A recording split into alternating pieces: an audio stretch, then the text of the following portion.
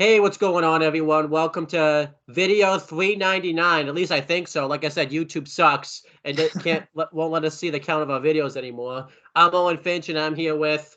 AJ Talent, and this is our finally review of Death Note L Change of the World. Um, You want to explain? Because we originally did a review of Death Note 2, the last name or the last note, like 2 years ago, yeah, I'll explain and what we watched happened. this one shortly after. But you know, So let me explain what happened. So we did Death Note the last name, and we talked about how we were in that video. We were gonna do L Change the World. That was 2 years ago. I remember I watched the movie 2 years ago, and we'll talk about more behind the scenes when we actually start talking about the movie because I didn't like it. I still don't like it, but obviously there's different reasons I didn't like it 2 years ago. But we'll get into that more when we actually start covering the video. Um, and I think we did a Skype call and we got talking and we never did the recording for it. I think you had to go somewhere or something because we were gonna do the video and everything too. And I don't know what happened, but I remember we like spent because usually when this is giving you guys a little bit of behind the scenes. When we do videos, we always talk about what happens in the specific thing where we review before we actually do it, so we can kind of like right. And we talked for like an hour and a half. Like we basically did the review. yeah. So then I remember we didn't do videos for a while. I think because I went on vacations and stuff like that, so we just Just didn't a have the lot time to of do. bad scheduling. Like when you were free, I had classwork or whatever. Yeah. I had a job and shit. You worked with our uncle and you were busy. Yeah, so then it was the Christmas party in 2021. We were talking about it, and I was like, it was great that we actually did that video and everything like that. I remember I even said that, like, that video we did was great together, and you were like, no, you were like, you should probably be the one that says it because it's your words, but you're like, no, Owen, we never did this video. Yeah, I was like, Like, we never did that. And I was like, what are you talking about? You're I like, had to yeah, like, we were together. We recorded that video. And I was like, no, we did not. yeah, because we also saw each other one other time too. I know we didn't do it then, but I remember we did a couple videos then. Uh, but Yeah, I well, never made. at Dad's house.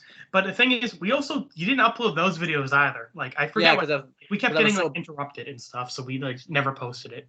Yeah, and it was the lighting was really bad, and we couldn't really like. We just kept getting interrupted. It was also very thrown together too because we knew we were going to get interrupted like every 10 seconds, so we were like trying to just get it in there at this Yeah, trying point. to get fast as we can. And we were really looking forward to those videos. We're gonna still do them eventually. I'm just gonna Yeah, say what they are. It was the top 10 moments from Death Note and also Breaking Bad. I think we did. yeah. Maybe we'll do the maybe we'll at least do the Death Note ones again since you're going to be up here in like March and stuff like that. So that way, Yeah, and then but we'll probably do Breaking Bad after we do Better Call Saul. yeah. But then pretty much what happened is, yeah, AJ was like, yeah, no, we never did this video. I had to pull out my phone like at the party, um, and like look at my channel. And obviously that took a while because they have 3 channels, so I had to like go through like see them brothers Yeah, and stuff. which ones were which? Um, and I looked at the video. I'm like, you're right, we never did the video. And then scheduling and stuff got busy again. So and I also didn't really like want to watch the movie again if we weren't going to review it because Right, as because you're going to see, I as don't. you'll find out, you didn't really like it that much. Yeah. It's 2 hours. It's over 2 hours too. So it's like, Yeah, pretty beefy movie. yeah. And here we are now. Like, I've watched it again recently. I watched it a week ago, which is why AJ is going to mainly host this because he like just watched it like right before we started recording this. Like half hour ago, yeah. Because I didn't want to watch this movie again. The thing is, I would be okay with watching this movie if it wasn't 2 fucking hours. Like, Yeah. that's the thing. And as we'll find out, the movie, like, not a lot seems to happen in the two Yeah. hours, it feels like. But yeah, that's pretty much what happened. Um, let's start talking about it. This do you want to kind of take us through the background of the movie and everything since you have the Wikipedia page up? Sure. So, Death Note, L Changed the World. It's a spinoff, of course, of, Death Note, the manga series and anime series. And it is the, I guess, the third in the trilogy, quote unquote, of the live action Death Note movies that were made in Japan. It was directed by Hideo Nakata. And you want to guess when it came out? So I've seen this date before. So I didn't like go ahead of time and look. I remember the last name came out in 2006, and I remember this one came out 2 years later, like 2008. I think it was in the summertime. Now, do you want me to guess when it came out in America? Or do you want me to guess when it came out, like in Japan? Because they have two release dates. Both, I guess. Okay, so I'm pretty sure it was like I'm just gonna say June 26th, and it came out in America like October 22nd. The United States one, you were closer to the Japanese one. Damn. So it released in Japan on February 9th, 2008. Yeah. And it released in America in April 2009. Okay.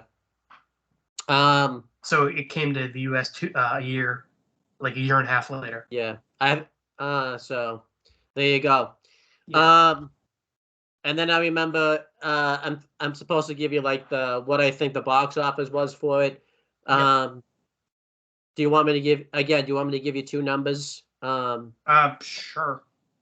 Well, I mean, it's just one box office on the wiki, so. Okay, I don't know if it's the U.S. one or the Japanese one, but I'm just gonna say, I remember they said originally when it like first came out and everything like that. In Japan, it did really well, obviously, because Death Note and stuff is really big in Japan. Really popular, yeah.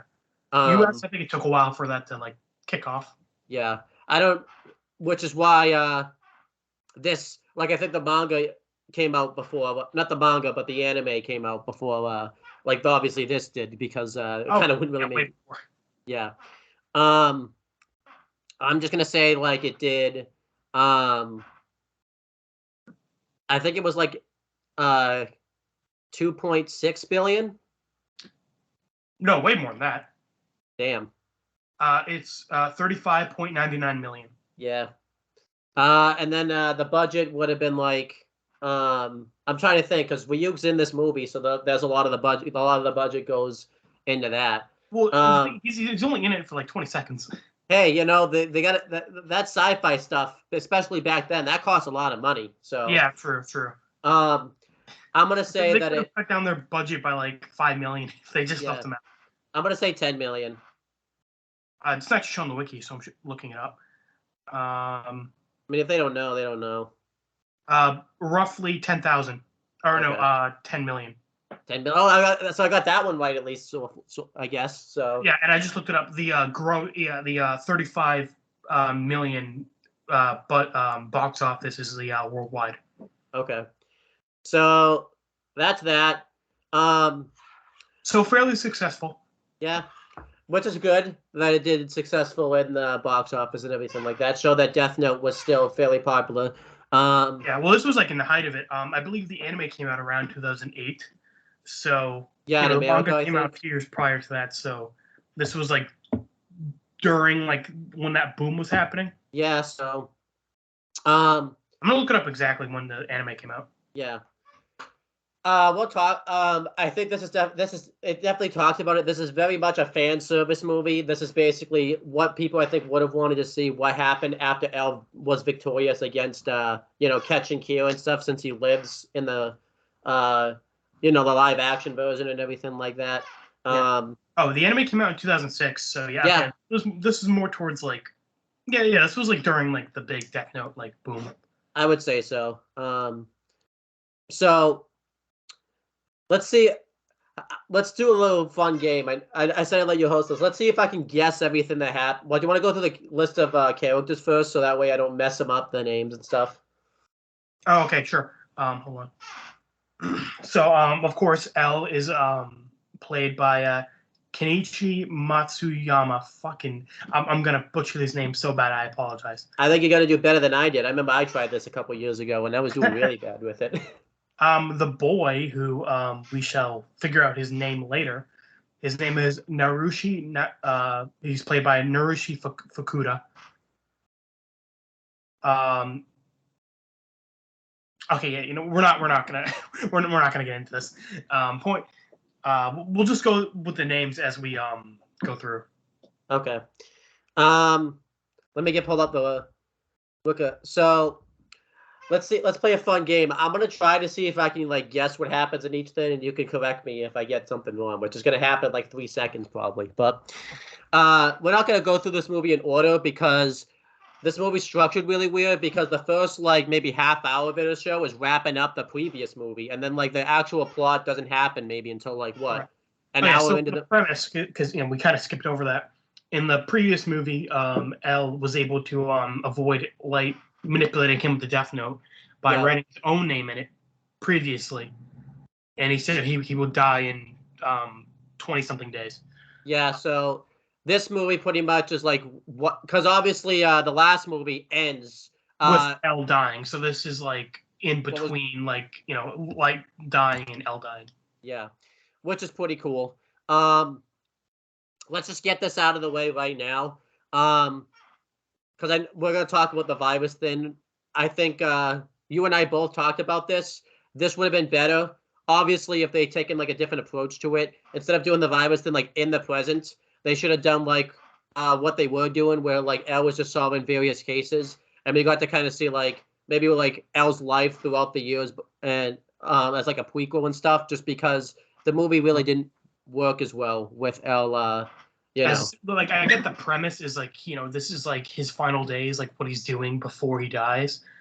But yeah, like we said, like, and it's funny because the movie begins prior to the Death Note, because it's the case he worked with Naomi, Ray Pember's fiance. Yeah. So So at the beginning it seems like that's where it's going, and then it cuts to during the last movie, and then after the last movie. yeah, it's really weird. But yeah, let's talk about it. So the movie kicks off. We see Naomi. The same actress plays Naomi, which AJ will get to. Maybe we'll do that part at the end because since we mentioned her before, unless you just have it up. Who was the actress that played Naomi? Um, I'm looking for it. Oh, Asaka Seto. Yeah, and um, And it she's shows her talking. like walking into a nightclub, and then we hear some gunshots happen, and she walks out a couple minutes after, and Yeah, Al's like, "Wow, I'm impressed. She did that even like quicker than I expected. She's good."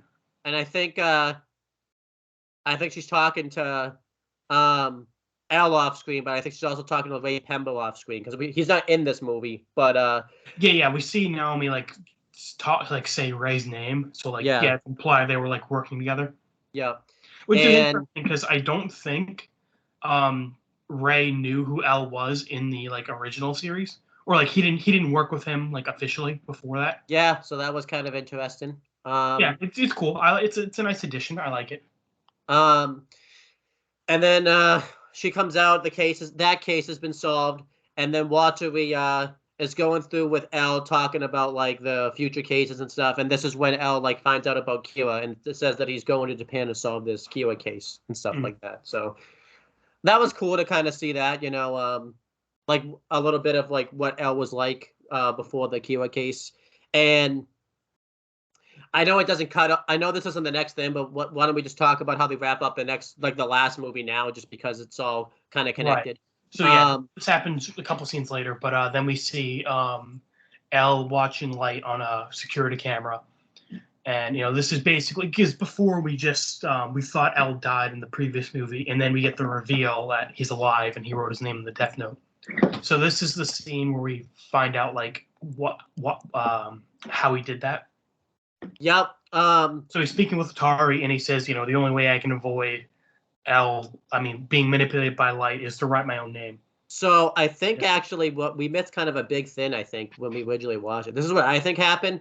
So it had been talked about before, but there's different versions of detectives that use just that use like letters of the alphabet as the detective name. That there's an F, there's a D, and all that type of Well, I stuff. think we're gonna get into that when we get to like the village scene because we skipped over that. And we're gonna come back to it. But this is a tie-in though. So Okay. F dies. We'll talk about that. And I think that's what causes L to write his name in the death note because I think he thought Kira killed F or something like that. Because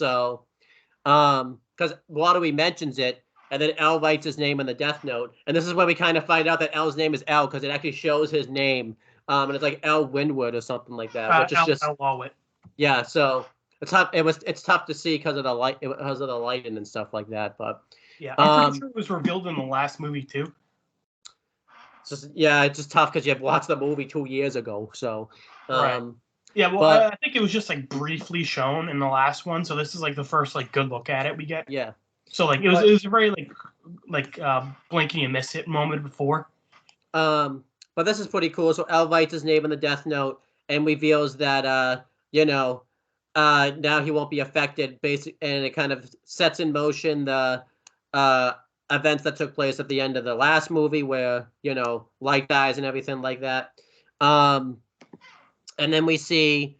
Before that, I like how the like surprise and like concerned Watery is when when an L like shows him he wrote his own name. Yeah, that was cool. Because I think a big plot point in this movie is that like Watari was L's like father figure, and that's true in the previous movies and the show, but like it wasn't like a big deal. It was just more like implied. Yeah. So this here. But because of that, because it wasn't a big deal in the previous ones, I don't think it was like a major issue that we didn't get much of Watari. But because it's more of a plot point here, I think it's like a negative point for this movie that we don't really get much of him. Yeah. And find out later that he's also connected to the main villain of the movie. Yeah. So yeah, it's definitely a negative that we don't get much of Watari. And the previous movie killed him, so like we really couldn't get much of him. Yeah. So then it shows what are we dying? And we see how like this movie. Huh? Yeah, and that was the scene from the previous movie. Yep. And then we see L's at like not the morgue, but obviously he's going over Watery's corpse and like doing his final goodbyes and everything like that. And then this was a pretty cool thing. L's going through like cases. And we talked about this before. We'll mention it again. The actor that plays L obviously is what we obviously think L would be like if L actually existed. Like he just plays it really good to a T. And it's even better here. Movies, he's like best choice for L, like easily. Like he basically is real life L. Yeah, and I think the best part about it is he really carries this movie, and really makes it like at least watchable and all that type of stuff. And he's going through past cases because he realizes that he only has 30 days to live, so he wants to basically solve as many cases that he can. Yeah, so we see him like a montage of him like throwing away like notes and things as he's like solving cases that pop up in the news. Yeah, I think one of them was like a pretty big case. Like one of them was like a world leader or something, like got assassinated or something. So like he figures out. He just solved that in like 20 seconds. Yeah, it was really awesome. Yeah. Before that, we get the one Ryuk scene, where he L is about to burn the Death Note, and Ryuk's like trying to goad him into like using it more. He's like, with this, are you sure you want to burn it? You could become a god with this. And then L just says like plainly, is how Light died very godly. Yeah. Because of course in the last movie he died like horribly. Yeah.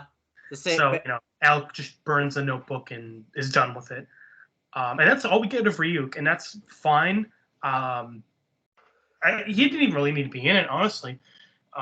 He's only in it for 20 seconds, and he didn't really need to be. Would have saved them the money on the budget, honestly. So yeah, but the thing is, while Ryuk didn't really need to be in the movie, I wish Chief Yagami and the other task force members. Yeah, we'll talk about that in a second too. Yeah, because so I do like the scene that L and Ryuk have together. I think it's really good. Yeah, I think we talked before. I really like the line he said about Light dying not being very godly. Yeah, and it also answers a lot of to use the Death Note like at all. It also answers a lot of questions. Like I think we've asked before, what would happen if L did beat Light? Like, would he use the Death Note if he had the opportunity? And I guess the answer here was no. So that was pretty cool that we got like that answer in a way. And then going through, yeah, it really sucks because it's only L. We'll just mention it now. Like an FBI agent comes later, and like we find out because obviously when we talk about what the main plot is, we find out he was originally sent by the FBI to retrieve the Death Note. So pretty much he was gonna like steal it from Elle and all that type of stuff. And they really not much happens with this scene. Pretty much while Elle and this guy are dealing with something else. You know, they kind of just mention it like offhand. Like he asks Elle about the Death Note, now it just says like he burned it pretty much, and then that's it. They don't really dive into it really anymore. Yeah, they like don't even like mention Kira at all later on in this movie, which is surprising. Like you figure it would be brought up because again, like this happens like in like 20 something days after the previous one, so like no one would even know Kira is like defeated yet. And they made sort of mention that too, by the way. Like that was the big thing that happened in the last movie. Like nobody. Yeah, they hid the truth. Like they didn't tell anyone like that Light was Kira or anything. Yeah. And we'll just say now because we're gonna talk about it. The big thing that happens in this movie is that virus. Like they don't have to mention anything big about Kira, but they could have mentioned, wait, this virus is like obviously when the news comes out about the virus and stuff like that, they mentioned, wait, is this connected to Kira and all that type of stuff because he's been known to kill people and all that type. Like just mention something about it, like anything, like. Yeah, and the weird thing is, so as far as we know, like the virus isn't like public knowledge until like later on in the movie. Yeah. And that makes okay. The villain's plan is so fucking stupid, but we'll get to that later. Yeah. But because anyway, we just went over all like the L scenes that are like set prior to this movie. We're gonna jump back a little bit to the main plot of this movie is a virus is broken out in this small village, and it's not really made clear where it is. But all the residents of this village are like dying horribly. Their like blood is coming out of their face. I'll tell you behind the scenes about this. I was eating a freaking bagel when I was watching this scene, just like you can imagine how I was feeling that I was eating. Oh yeah, the scene and we skipped over it, but now we we watched this movie 2 years ago, and I think a big reason neither of us were like super looking forward to it is because this was right in the middle of the pandemic. Yeah, let's talk about that. That's one of the reasons I didn't love this movie. Yeah, so the pandemic went down, and I think pretty much everybody knows how the pandemic broke down. I think it happened like in Japan, I think too, and that's the movie's freaking set in Japan. So it's like, and obviously, the main reason it spread is somebody had the virus on a flight and didn't know, obviously, because of COVID and everything like that. And that's how the virus spread to worldwide, pretty much, and stuff like that. Yeah. Keep that in mind, by the way, because that's going to tie into this freaking movie. Yeah. And even then, this whole thing about a virus spreading and, like, people dying, it was like, oh, God, can we even talk about this right now? Yeah. So I think that's why we also have delayed this review anyways. Hey, just be happy we didn't do it like right, because we still watched it like a year afterwards. Imagine we did it like right when the freaking pandemic broke out. Like that would have been like, nah, fuck this. Yeah, I would have been like, yeah, I'm done with this movie. But yeah, this movie predicted COVID like 12 years before. Yeah, so yeah, we see everyone's sick and dying pretty much, and the military is sent in, and they're pretty much sent in to just kill this village to prevent the spread of the virus, pretty much. Yeah. Because that's what happens here. But there's one boy who is immune, and you mentioned him earlier, F, takes this boy and drives off with him. But, they're being followed, so he, leaves the boy and continues, like, driving. And he gives him, like, a phone number to call, and stuff like that. Yeah. And I think you said it before we started, like, it's cool that, like, we're, like, shown, like, there's other letters. I mean, we see that in the show, too, like, Mello is M and Nier is N. But, like, I don't know, just seeing, like, another person with, like, the letter is interesting. And even though the plot's dumb, it's pretty cool that this was, like, there was other things going on, like, as the Kira stuff went down. So that was pretty cool. While Elle is dealing with Kira, this F guy is dealing with this virus. Yeah. So the F gets the virus, but I'm pretty sure I think he dies because the military kills him pretty much because they didn't want him obviously getting over to outside the country, outside this village and spreading the virus and stuff pretty much. Yeah, and also just like he knows too much. Like no one at this point knows what the virus is. So I think they just want to keep it like hush hush. Yeah. Again, not the best thing to talk about because I think there's a good chance it happened with COVID and stuff like that too. So. Yeah. Yeah. Anyway, So, this boy gets away. He calls. We'll get to that. But and then we cut to this research facility. This man is living with his daughter. I believe it's implied his wife is deceased because his daughter was like looking at a picture of her. Yeah, we don't really know what happens, if it was because of the virus or if it was just before the virus. Because of the virus, because the virus wasn't even like in this. This was in Japan, and this like virus wasn't in Japan yet. Yeah. It's either, but it could have been Akira thing where she died because of Akira. That would have been like. Was she a criminal? Just saying, it could have been. Yeah, maybe. But we don't know how she dies, pretty much. I mean, I'm pretty sure people die in this universe other than Kira. Yeah, but we don't know how no one dies ever, and then this one asshole starts writing names in his notebook, and why not? Some people are dropping like flies. Yeah, but yeah, so nobody.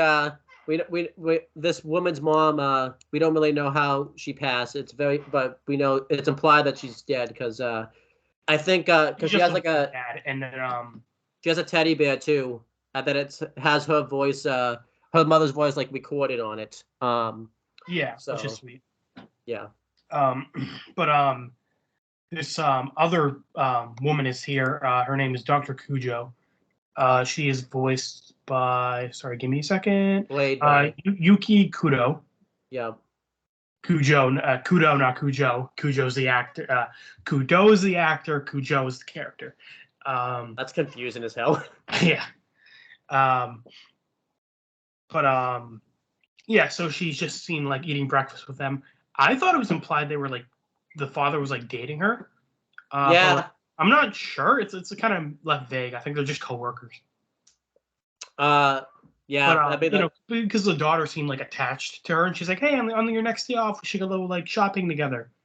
Yeah. So it seemed very it didn't really. It's very vague, obviously, but yeah, I thought they were dated at first when you know they But I mean, clearly, Dr. Kujo didn't give a fuck based on what happened later.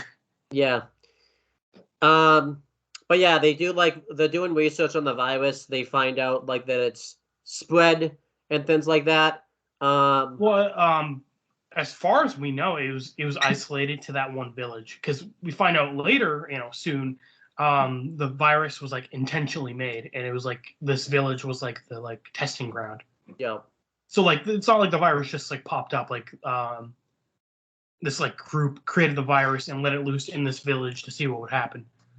Yeah, and then it cuts to like a college at Japan where one of the professors I think had a part of like creating the virus or something. Wanted to use this virus to rid the world of it wasn't a college. This was like an eco-terrorist group. I thought it was a virus because he's called like professor and all that type of stuff. So well, I think just he's like same way you would call someone a doctor, like he has the credentials, but he's not like actually working at a college. Yeah, but like if you're like a terrorist, they probably don't let you like work at that's true at a college. But yeah, it's this one guy who I wonder if he's a villain because he fucking talks slowly and he's got like a scar over his eye. Yeah, and he bleeds evil. Yeah. This old guy says, their group created the virus to reduce the human population because they're worried about the environment. Which is kind of cool, because they have the same ideologies of like light and all that type of stuff. Where that's why he was, obviously. Yeah, light was producing criminals to like create a better society, and they're kind of doing the same thing where they're worried about, they want to reduce the human population. Yeah. And the thing is, they don't want to like kill every human. They just want to reduce it enough to like give the environment like some time to heal.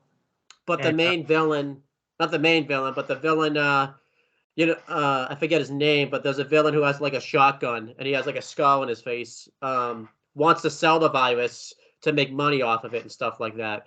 Yeah, because the old guy, the professor, is like, we're doing this virus for the good of the planet. He's like, yeah, me too. And he's like, nope, you are looking for the highest bidder, because he found out like he's like trying to sell it to like the EU and like the America and stuff.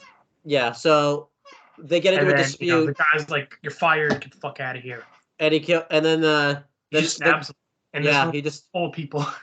and well, obviously because the room full of people were working with him, so it did make a little bit of sense. There's I one guess, girl. no, I just it's like if this guy like stabbed on my boss, I guess it's like, well, you're the new boss now. Yeah. I guess I'd Uh, be a little worried.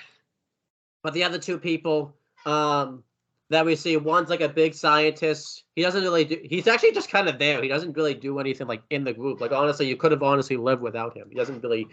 Yeah. So yeah, when you got confused, when you said the guy has a shotgun, I was confused because they're like the guy with the scar isn't the guy with the shotgun. Uh-huh.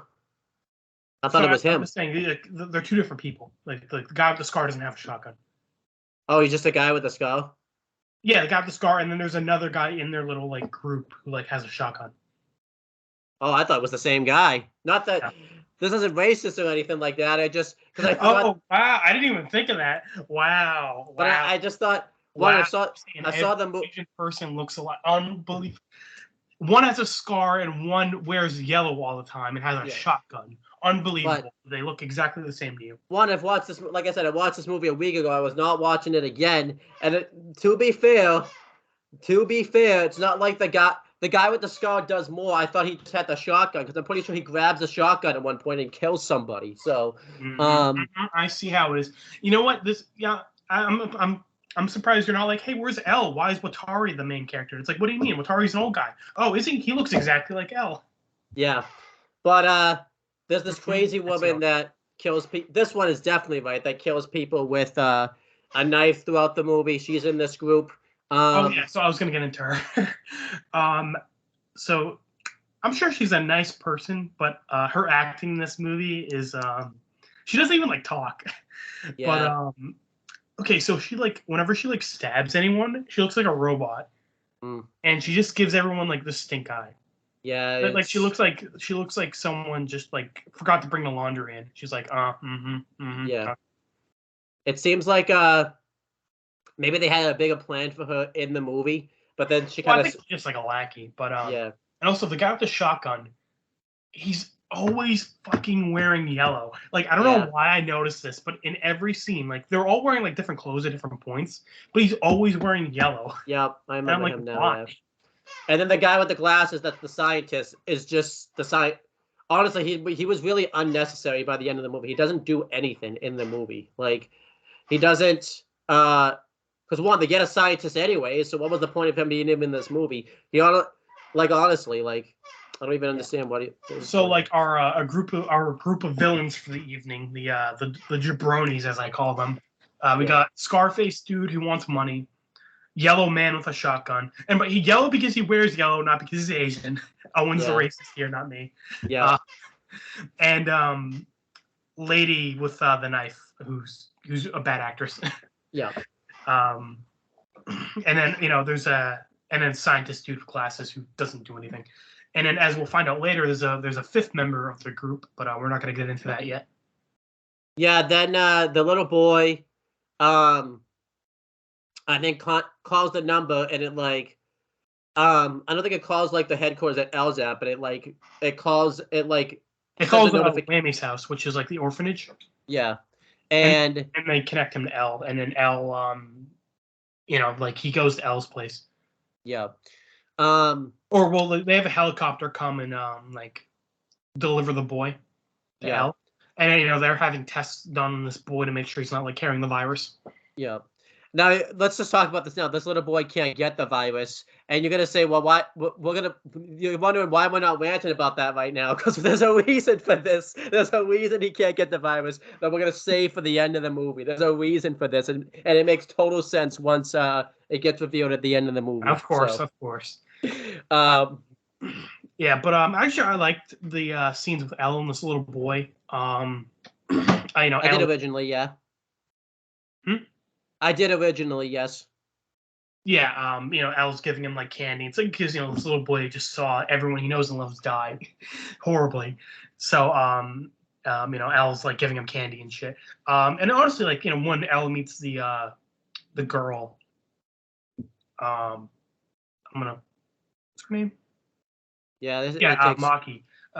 When Elle eventually meets Maki, Elle basically becomes like the babysitter, and And they do. I like the scenes the three of them have together. It's pretty sweet.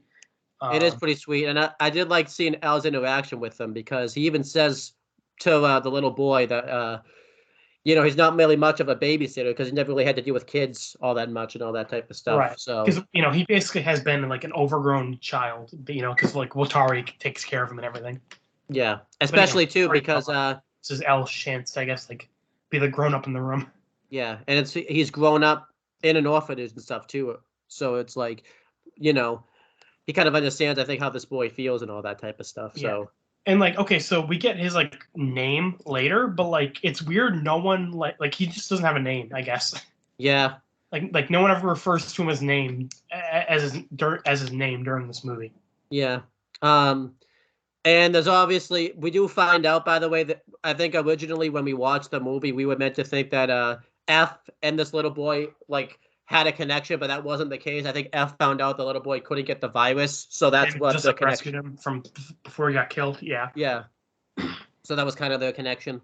Um, and then let's get to the scene that kind of there's like I said, I think we're going to talk about this. There's moments of brilliance in this movie, but they just really get ruined by some of these scenes right here.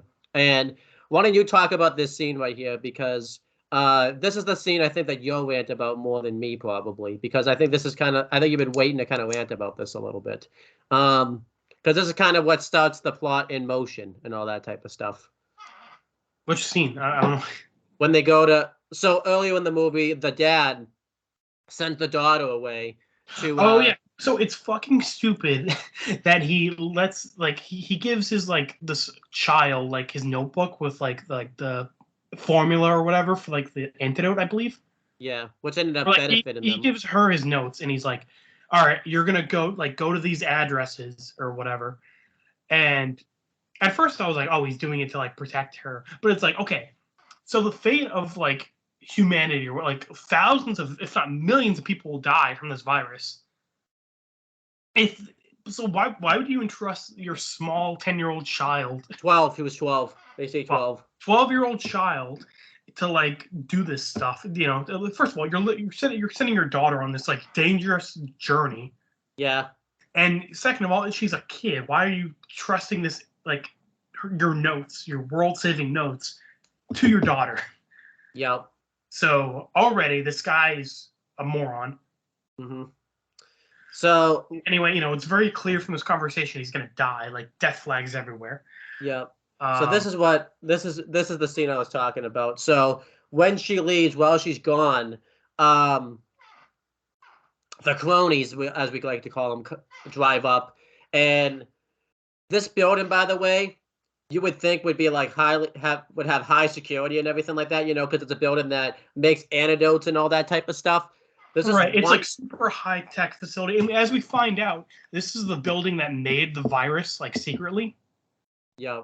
So like this is a big deal facility. Like this should have like fucking like bodyguards everywhere, like the Dogs. highest high tech security ever. There's this one guy And out. as like this van pulls up, with like the Scarface dude in it, the lady with the knife pops up and just like stabs the guard. Yeah.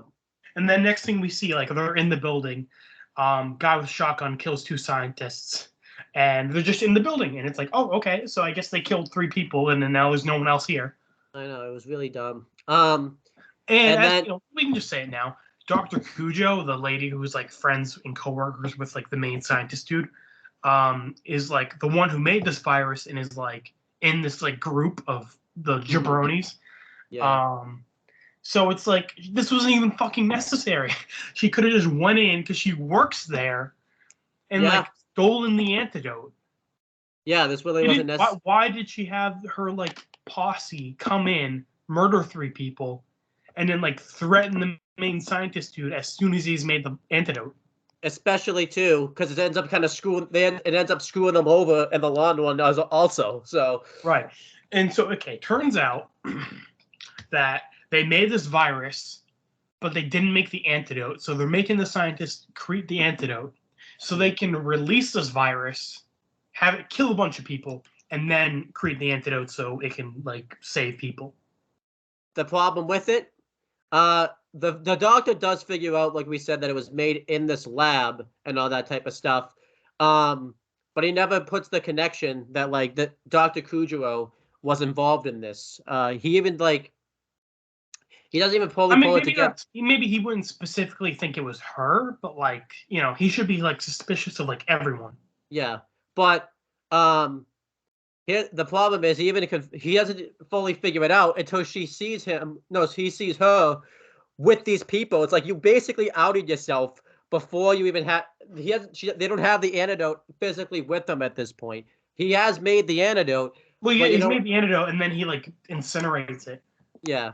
So he's only made like one vial of it. Like he is like just made it, and they're like, "All right, let's go in and steal it."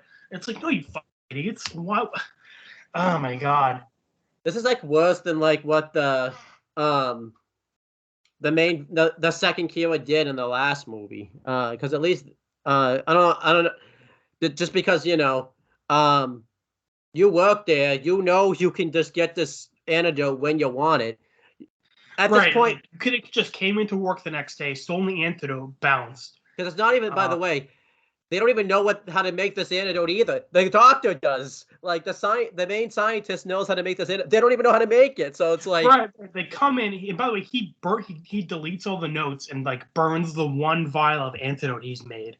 Yeah. Because he's like, you're not going to release this virus until you have the antidote because you don't want it to like spread like uncontrollably. You want to control it. Yeah.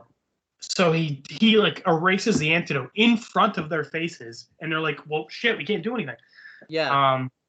So these guys are fucking stupid. So then what happens is their whole plan is stupid. Because they released the virus in the village and like had it kill everyone. Yeah. So like, okay, so like I'm guessing they did that so they would have the scientist dude make the antidote. But okay, so if you make the virus, why not just not release it until you have the antidote? Why release it, then have someone else make the antidote? Yeah, because let's say you don't even mention in this. What if the antidote didn't work? Like, there's a good chance that could have happened. What if the antidote didn't work? Like, yeah. What if the guy like just didn't make the antidote right, and they released the virus, and even then, okay, in the village, right? So they have everyone in the village killed to like so like it doesn't spread without them knowing. As we find out, Near and almost F got away. So, the boy and F got away from the village. I know you just gave away a big thing in the movie. Yeah, whatever, who cares? So, like, what if someone with the virus got away from the village? Yeah. Then it spreads without the antidote, and you're fucked. Here's another thing. This is something we shouldn't talk about because it's why people won't get vaccinated with like COVID and stuff. What if the antidote, like getting this antidote, had like worse side effects than like getting the virus itself? Because that very well could be a possibility. Oh yeah. Because he just made this antidote. It wasn't tested. He literally made this like 5 minutes ago, and they're like, "All right, let's attack this building." Yeah. And I got to go back to this. It is so stupid that they attacked this building that should be like high security. Yeah. With fucking people. Not even that, but like. Yeah, they attacked this building that's high security where they didn't need to because you have connections in the freaking. This would be like your boss works there. She could have just went in there, taken it, and walked out. This would be like in Breaking Bad or like Better Call Saul, like Gus go into his restaurant and just like kidnapping like a bunch of people to steal like his own freaking like chicken and all that type of stuff. Like right. It's like you could have just. You didn't need to do any of this.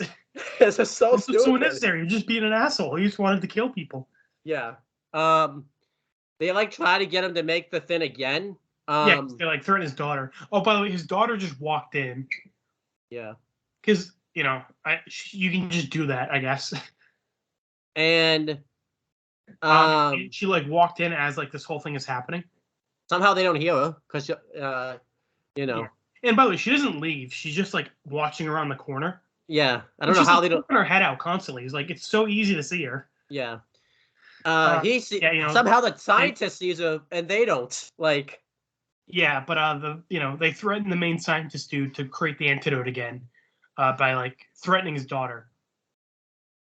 And he pretty much kills himself. He gives himself the virus, and then like the room gets like destroyed pretty much. Like they basically he dies very violently. I feel bad for Right. him. Well, like I think he does it to like make a point because he's like, see, this virus is like awful and shit. Like I think he's doing it to make a point. Yeah, But like, man, that's gotta suck. because he But doesn't like, I just feel get like the I would virus. just like, grab a nearby knife and just like slit my throat or something. But he doesn't just. I remember like he gets electrocuted pretty much because like something happens to the room where like it starts like exploding pretty much. It doesn't Yeah, I blow think up. it says like this virus like can't be contained in this barrier. Yeah, So like, I think she has to like press Dr. Cujo like presses a button to like shock him and like kill him basically. yeah. Or something like this part was kind of vague in the movie. I wasn't really sure why this happened, but he dies a horrible bloody death. Like the worst death I think in any Death Note like movie ever or Oh yeah, anything. like Like he suffers.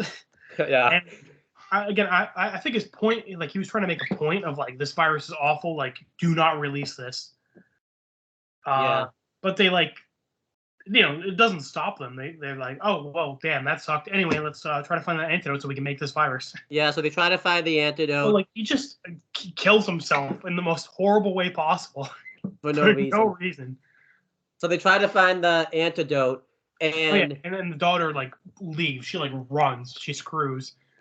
yeah, Um, and then she she goes gets to to a this taxi. and the taxi driver is like, "Okay, so where do you want to go?" And she's like freaking out. She like pulls out her phone. And it's like all these addresses. Yeah, Um, I gotta wonder what this taxi driver's thinking, man. I know. Yeah, he has to go to all these. Well, he's probably gonna get more money regardless, so it doesn't really matter. Like I Yeah, think but he I'm just gets. saying, like this small child runs into your taxi. She's like clearly panicking, freaked out. Yeah, And later we come back to her again in like the back seat, and she's like crying. yeah. I just wonder what's the taxi driver doing. He's like, I oh, know. kids these days. Yeah, I guess As so. long as I get my money. Um, but yeah, doing this, they're trying to find the antidote. They're looking through all the notes, and they Right. try to make the. He like deleted his notes and like burned the antidote. So they're trying to find a way where they can like remember it and stuff like that. Yeah. And Dr. Kujiro remembers that she saw the notes that the daughter's father gave her in the movie, and it led to L somehow. No, Watery. It leads to Watery because it spells his name out. Because she does like this big science thing. It was to make her look really smart, but you already kind of ruined that by doing all that other stuff. So Right, you're already a fucking moron. yeah. So well, it's really convenient that she saw like the daughter's notebook or the dad's notebook for like 2 seconds, and then she remembered it. Yeah, they were trying to make her like a brilliant person there, but it didn't really work for me. Yeah. Yeah. But anyway, the girl makes it to L. And then that's fine. She like gives him the rundown of what's happening. We find out too, because this is important. She has to take like a shot every day. And we don't like obviously it finds out like she takes a shot every day. We don't really know why she takes this needle and stuff. And she has to do like a temperature check every day. So I hate saying that because it's COVID nowadays. It's like what the fuck? Yeah. Well, thankfully COVID's calmed down a lot. Like it's not really much of an issue now. I know, but I'm just saying this was like when it was going on at the time and stuff. Like yeah, when we watched it, yeah. So the person remembers Dr. Kujiro remembers Watery, and she FaceTimes L. Yeah, I like how L comes on with like the mask, like with like a mask. That was awesome. Yeah. I wish we had an L emblem though in this movie. Huh? Like how before his face reveal, like it was just like the letter L and like a voice. Yeah. I wish we got that at one point in this movie. I think they should have done it here because it would have been better. Yeah, although I do like I said, I do like Al like wearing a mask. Yeah, that was funny. Like a cartoon mask. It's funny. It's very in character for him. Again, L really makes this movie like worth anything. So, but Dr. Cujo is pretending that, that she's trying to cure the virus. and but I think we glossed over it before. She reveals that she's the one who like made this plan and made the virus. yeah, we did. I think we glossed over it because we were so busy like ranting about how stupid they were. So I'm just pointing out, like, she's not even like just a member of this group. Like, she's the one who like is like the one who made it. Although, as far as we know, the Scar dude is like the leader. no, that's not the case. Once we find out she's the leader, he kind of becomes useless the rest of the movie. Like, he does nothing. Right. Like, he's set up as like the big bad, and then he just we'll get to it. But yeah, he's like kind of just there. I'm like, what's even the point of him? You can understand why I thought him and the other guy were the same dude, because it's like they're all just there. Like, yeah, for real. Like, all of them are just kind of like blend together. Yeah. Not racist, by the way. Like, it's really the case. Yeah, that's your territory. But anyhow, yeah, she pretends she tries to cure the virus. So Elle says, "Why don't you come meet me at these headquarters," and all that type of stuff. He sends the coordinates and all that type of stuff. And we didn't talk about it. I think we talked about it last time. I love the way that he types. He just types like this. Oh yeah, yeah, very like eccentric and like, yeah, just like this actor got his mannerisms down like flat. Like, he's real life Elle. Yeah, and we get like a counter of like throughout this movie of like how many days Elle has left before he dies. We ranted about this. Boy, do they rush through that quick, because like it's like a half hour into the movie. This movie's 2 hours, by the way. A half hour into the movie, they're already down to like 8 days. I'm like, what the hell? You rush through that real quick? Like, yeah. Beginning, it's like he has 23 days left, and then it cuts to like 14, and now it's like 8 days. I'm like, oh my god, they just like breezed through most of this. I know, like I would like to see... the majority of this movie takes place in like I don't know, 3 or 4 days. Yeah. I get why they had to kind of do it that way, but it's like I thought they kind of rushed. I thought it would have been cool to like see more of that, like what Elle was. Like you said, like they get through like 2.5 weeks out of his like 3 weeks in like the first half hour. Yeah, it's a 2-hour movie. They should have like spaced it out a little. Yeah. So they agree to meet at this location. So they think that they've duped Elle. Apparently they haven't been like watching any Netflix or anything like that, because Elle, there's a beaker in the room, and Elle uses he zooms in on the beaker and he sees that like the cronies are in the background. I don't know why she just have them leave the room, like or like move the beaker. Like, I understand it was made. I mean, it made Elle look really smart and stuff like that, but it made her look really stupid. Like Light would not have made this mistake. No, and you kind of pointed this out before we started this review. Like, these guys like aren't really like a challenge for Elle, like mentally. Yeah. Like, Elle kind of just like walks all over them. Pretty much. Let's continue talking about it. So, I think they do like to just some kind of whatever scene, just kind of hanging around. They talk. Elle kind of finds out about like that she has shots every day, which makes sense. And then when they actually show up to the place, they do a scene where the daughter goes out there, and Dr. Cujo thinks that the daughter still thinks that she's like on her side and all that type of stuff. Like, she doesn't know that like, she saw the killing happen and everything like that. That she reveals themselves anyways. It's like, what are you doing? Like, she didn't even know. Like, right. These guys are like, again, this Dr. Cujo has like the element of surprise totally, and she just keeps blowing it. Yeah. She's just like, she like can't help herself from being like evil. Yeah. So they try to kill her, and we find out that one of the needles is the virus, so she gives herself the virus. Yeah, so that way affect the others, and because she's like, you killed my dad, I'm gonna like kill all of you, and they're all freaking out. The guy with the shotgun was about to like shoot the little girl, and then Elle just fucking throws something at the guy and like knocks him over. That was awesome. Like, these guys are freaking like, these guys are losers and nothing. Like, and then Elle just like waddles down the hallway, picks up the little girl, and like walks away. Yeah. And they're all just like standing there. It's because they don't want to like catch the virus, I guess. Yeah, but like, how did they get out of this situation when one of them had a shotgun and one had a knife? Like, you must really be shitty villains if I don't know. This is just so bad. But like as L's walking away, the guy with the shotgun absolutely could have just been like pow pow. Yeah. Oh, well, I guess they needed the little girl for like the cure and stuff, but like, Just shoot L in the back. well, let's talk about that. So, now that this girl has the virus, like, she even mentions to Elle, like, wait, you'll get infected, and Elle says, no, I won't, because since he wrote, this is what we're meant to believe. Since Elle wrote his name on the death note, I don't think he can. They don't really make it clear, but I think it's very much implied that he can't catch the virus because his death's already written in stone and that type of thing. Right. Like that makes me wonder, okay, like what are the specifics? Like he can't catch the virus, but like can he die in other ways? Like if you shoot him in the face, like what happens? Does he like just get up? Because what happens later in the movie, he goes on an airplane and someone's holding him at gunpoint, and he's not afraid because of those circumstances. Like, wait, what? And even if that's the case, he could still be like severely because there's people who have gotten shot in the head and they just get like severe brain damage. They don't necessarily die. They could just leave him in like as like a vegetable until he dies. Yeah, it's like So yeah, I just again, like all the bad guys were like surprised and like didn't want to catch the virus, so they didn't want to go near the little girl. But like it's still weird that they like just let Elle pick her up and like walk down the hallway. Yeah. And they just like don't stop it.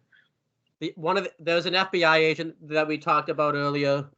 Shows up. Well, this part's weird. So like Elle like takes like the boy and Mika. Yeah. Wait, what's her name? Hang on, I just want to make sure I get her name. It is Mika. It is Mika. Yeah. Okay. Yeah. Maki. And then he like opens like this door. Like it looks like a piece of the wall. It's like a secret door. Yeah. And then he shuts it. And then he like starts walking with the little kids. And then the FBI agent just like shows up behind him. And it's like, "Hey, Al, what's up?" Yeah, it was weird. I'm like, how'd you even get in here? Yeah, because Al has to like open a door or something to like. Did they leave the door open or something? It was really weird. Right. It would have made more. Like this is his headquarters. He let Dr. Cujo in. I guess that's why that's why they're in there, and that makes sense. Yeah. Like how did this random FBI guy come in? That's why it would have made more sense for it to be like one of the task force people, because I'm pretty sure, if I remember this correctly, they had like codes or whatever, like their badges like worked, and that's why they were able to get in no problem. Right. And all that. Like, his name is Sugera. Fucking hang on. This would get easier once we actually like review actual Death Note stuff again. Mm. I don't think his name is on. Okay, Suruga. I thought it was Suruga. So they all take off. Like, okay, so like, what is up with this movie and people just like breaking into these like super like high security buildings like so easily? In this movie, getting into the White House must be like the easiest fucking thing in the planet. Yeah, I guess so. But yeah, Suruga, L, the little boy who we now know as Neo. Yeah, it's spoiled that, but whatever, who cares? And Mikyu, they actually get on this van. They get into this van that's disguised as like a dessert place, which I think is pretty cool. That's such an L thing to have a dessert bar like right there. That was pretty cool. Yeah. And then they drive off, and the bad guys are like, "Oh no, they got away!" And it's like, "Yeah, you fucking let them walk down the hallway." Yeah, and the bad guys are like stuck at the facility like a good chunk of the movie afterwards. Like they don't go anywhere else until like the end of the movie, pretty much. Well, no, they chase after them. Remember, because they're in the. Oh yeah, that's true. They do chase. The FBI agent and L are driving the van. Well, I'm pretty sure. I'm pretty sure I remember they don't chase after them like immediately, because I think they look in like L's headquarters to see if they have like the like. Right, I know, but you said they like spend the majority of the movie in the headquarters and they don't. Yeah, they do chase after them. Yeah. Yeah, so, but anyway, they're like scouring the base, L's headquarters to like see if there's anything there. And we get a moment of Dr. Cujo looking at like Watery's like photo. Yeah. And this is weird. So like this movie is like a big plot point is like Watari's relationship with L and Dr. Cujo. Yeah. But like again, like I don't know, it seems hollow. Like we don't really get much of it. Like it's like nothing specific. I know they don't. I mean, Like obviously the L one. Atari was so proud of you, and she's like, he still would be. I don't think so, but No, he wouldn't. But she's the villain. She thinks like what she's doing is right or whatever. yeah, But point is, like, I don't know. It just later on, L gets a moment with her, and he's like, yeah. So Atari would want you to live, and I'm just like, would he? I don't know. What's the yeah, relationship? yeah. They don't really go. We pretty much know the relationship between Elle and Watari. They make that obvious, but they don't really mention the relationship between Watari and Dr. Kudrow. I think they should have. You had a 2-hour movie too. Like, was she another person from like Whammy's house? Yeah, I Because think they should have. if it was, shouldn't she have like a letter? They should have done something where they showed like a flashback of like what they like of them together or something like that. That way it would have added, because it's a 2-hour movie. And like and you could Dr. Cujo and Al look to be like roughly the same age, like 20s. Yeah. So if Watari was like raising both of them, wouldn't they know each other? Yeah, they don't really make they don't make that clear either. So I don't get that at all. But they drive off together. This is when Mikyu reveals that her father passed, which was the scientist, and L puts her arm around him. We think he's comforted her, but we find out later he did like a temperature check, and she didn't like have a fever or anything like that. So yeah. And at first I thought it was a very like L moment, like he's like instead of like placing his hand on his shoulder, he's like awkwardly putting it on her neck. yeah, but we found out there was he had a bigger plan there. That, yeah, But and he reveals like he is L because the girl like didn't know he was L. Yeah, and pretty much we find out that she could still get the virus, but because she's had like we find out later, she had like a version of the vaccine and stuff like that. So she's not going to get the virus as quickly as like other people would. So, yeah, but they do a car chase scene. Yeah, she got like she got a dormant version of the virus, so she has time before symptoms start showing up. Yeah, which is honestly what should have happened to L. Like that would have made more sense. Right, like he just has like a dormant version and he's fine for a while. But they do a car chase scene and they do a scene where they drive. Well, I think it's funny. So L like gets out with the kids and like leaves the FBI agent in the car and he's like, "Okay, we'll meet back here in 2 hours. Drive as fast as you want." And he's like, "What do you mean?" And then he sees like they're like the villain's black car, and he's like, "Oh shit, I'm a decoy," and he just like drives off. And I remember, I just think it's funny that Al like didn't explain that to him. He had to be like, "What do you mean? Oh shit, I'm a decoy." Yeah, and I'll just talk about it now because I remember what happened. I remember it happens later on in the movie, and he didn't even get told at all that he was a decoy. He was like, "Oh," and then he goes, "Oh shit, I'm a decoy again!" Like it was really hilarious. Yeah. I really like this FBI agent dude, and I think his relationship with Elle is really fun. Yeah. And then I remember there's at one point where like he's just driving down like a one-way like alley, and like he tries to pull like, "I'm an officer cop, you have to let me through," and the guys like the people still don't let him through. I thought that was awesome. That was hilarious. Oh yeah, because he's like, "I'm an FBI agent," and the guy's like, "Bullshit, you're Japanese." Yeah, that was hilarious. But yeah, so. And then Elle takes the two kids to like a store, and then they're like eating at this like dessert. And this is where he like reveals. This is where he reveals that he did a temperature check on her, and this is actually when we find out she's 12 because we don't really know her age up until like that when she's in this. I didn't know how old she was. I thought she was like a teenager at first, and then it's like, oh no, she's like a kid. Yeah, and then Elle reveals that they're going to see a scientist who I think it was him, like her father, and like him wrote a book, and I was reading the book like earlier in the movie about like how to cure viruses and all this type of stuff. Yeah, because she has like that notebook her dad gave her, so I thought like he was reading the notebook that she had. Yeah, but I remember earlier in the movie when like Elle finds out about the virus and stuff, he's shown like reading the book that like he wrote and all that type of stuff. Right. So yeah. Anyway, yeah. And I liked that, like there's a few scenes with them, like Elle and like the two kids. I think it's sweet. Like I like the like moments they have of where they're like bonding and just like spending time together. Yeah, that was cool. Like later on, there's a scene where they're like having a little picnic on like a rooftop. it was a nice scene, but they ruined it in like a second, which we'll talk about later. But then they get on the train and I'll get ready to go to this place. And And well, when they're on like I think it's like a subway, and Elle's just like hanging on the railings and like it's like the two little kids are just like sitting there quietly, and yeah, Elle, grown ass man, is just like acting like a kid. I think it's funny. yeah, it was awesome. The news comes on and Dr. Cujo is on the news and she basically reveals the daughter has the virus stuff in now. Huh? Maki is her name. Yeah, she reveals that Maki has the virus and basically says that it could easily spread. So everyone on the train like sees it's her and like they just immediately like run out. You saw someone too like watching it like not on their phone obviously, but like a TV or whatever. And like he like looks like because he was like directly across from her and stuff like that. So basically, like that entire area gets like quarantined and everything like that.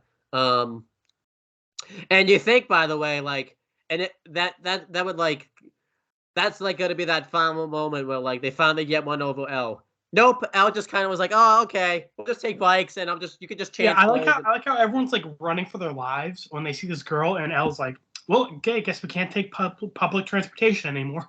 Yeah, like Al just like no sells it pretty much. He's just like, yep, we just have to change the plan. So they take these bikes, and I like how it cuts between like these three people like riding their bikes to their destination, like casually, and everyone else is like freaking out, like we gotta find this girl, and there's people in like hazmat suits and like trying to find her, and it's just like Elle, Maki, and the boy like riding their bikes. Like I said, like it was meant. She probably. Dr. Cujo is just like, yes, I finally got them, and like you just see L like just chilling right now, like he's just chilling. He's like not even stressed. I think the biggest thing that he's stressed about is all that happens is like I guess it does kind of screw him over because now I think at this point he's he's at like 3 or 4 days of like when he's supposed to die and stuff like that. Yeah. But I remember he mentioned he has a few days left because like a few days pass when they get to the doctor's office.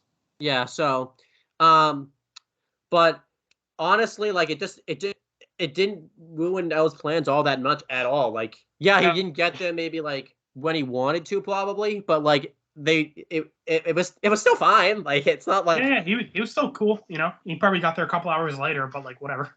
Yeah, he was just like he's just chilling. Like what do you? And again, I think it's just a good moment of this movie is like just seeing these like three like doing stupid shit together. Yeah. But yeah, then they finally get to the scientist. Do you want to pull up his name? Oh yeah, sure. Oh, but this happened before or after the Al has this like talk with the FBI agent like by the water. This happened before. I remember he has a conversation about him. Not about the Death Note, I don't think, because that's in like the van when they're going to the airport. But this is in between the train scene and when they're at the like dessert restaurant. So this is like when they meet up 2 hours later after the chase scene. Yeah. L, he's like sitting like awkwardly on the on like a little stand. Again, the actor's done a really good job like mimicking his mannerisms. Yeah. And the FBI agent are talking. It's just like nothing too important. They're just like talking about the virus and like the girl. This is where it's revealed that she's got like a dormant version of the virus. She's not like an immediate threat. Correct. It's just like I really like this FBI agent and like. And they reveal like that like the FBI is fully back in L and all that type of stuff. Right. And like this is where you find out like L doesn't want to like die, leaving this case unsolved. Like I think the FBI agent like even tells L like if you because I think obviously the FBI agent clearly knows that L doesn't have long to live. So he even says like you don't have to worry about solving this case. But L this is where he gets like prideful and says like I have to solve this case. I can't just leave this case unsolved.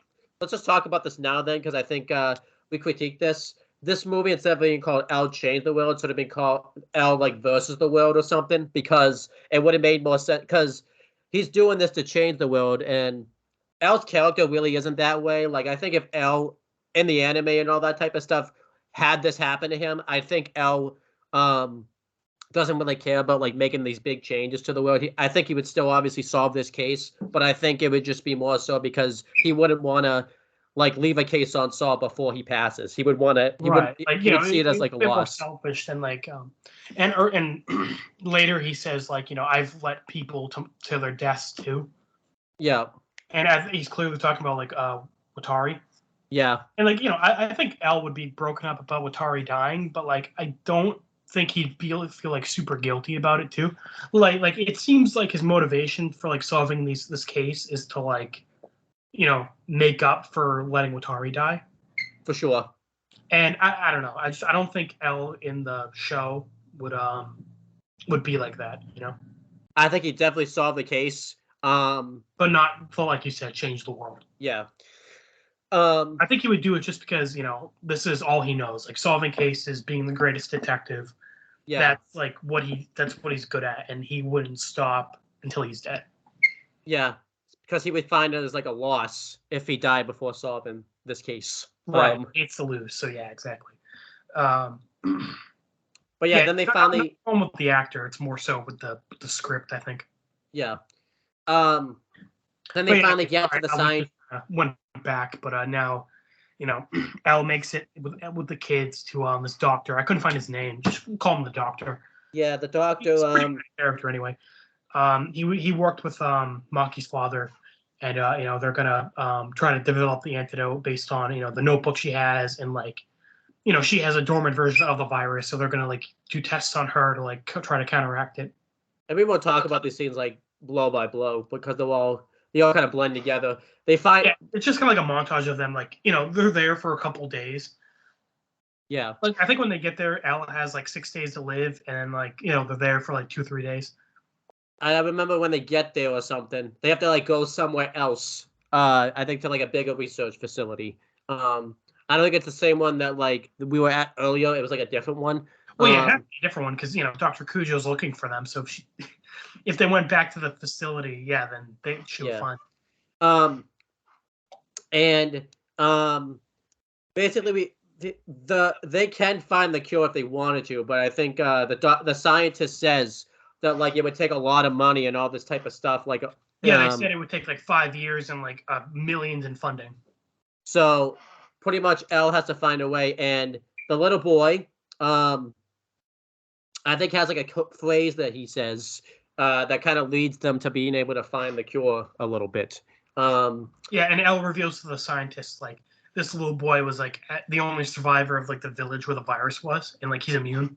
So this is how they find it. Then they do the picnic scene. They go out and have their nice picnic. And of course it's all candy again. Very Elle. And you said you hated the scene. I really liked it. Yeah, this scene just breaks me. So I guess if you explain why you don't like it, I'll explain why I do like it. Okay. Pretty much, Elle reveals why he eats sugar. It's because it's good, like brain power and all that type of stuff. That was fine. Then, Elle goes to. They have Elle stand normal and walk normal. And Elle does this and just practice. He practices it with himself. I think the reason I don't like this scene is because it was the writers to me like trying to ruin what makes Elle unique and what makes Elle special. And it just really broke me. It's like this is what makes Elle Elle. Not obviously this, but this is like one of the main things that makes Elle stand out from the crowd. It's like the writers wanted to try to ruin that to me. Right. And I get they were trying to do like a character moment with him. And I think this is when this started hitting me, by the way, right here, is, you know what? This isn't what Elle would, they're really trying to ruin, this is not what Elle would do. Elle would not, Elle is more of a guy that sits in a room and just solves cases and comes up with plans and stuff like that. I know in the anime, he did like a few things, like he did go out and like save Matsuda when he went to that party and all that type of stuff. But that was very discreet. Like, no one even knew that he went out there or anything. I think that's the only time he does anything like that. Like, I think that's why I didn't like this scene. Like, wait a minute. This is not how Elle would react if he was solving this case. This is not an Elle thing. Like, he's not a type of guy that goes out and does all this. Like, later on, when the girl gets kidnapped, he's, like, running around. Like, it's like, wait, this is an Elle.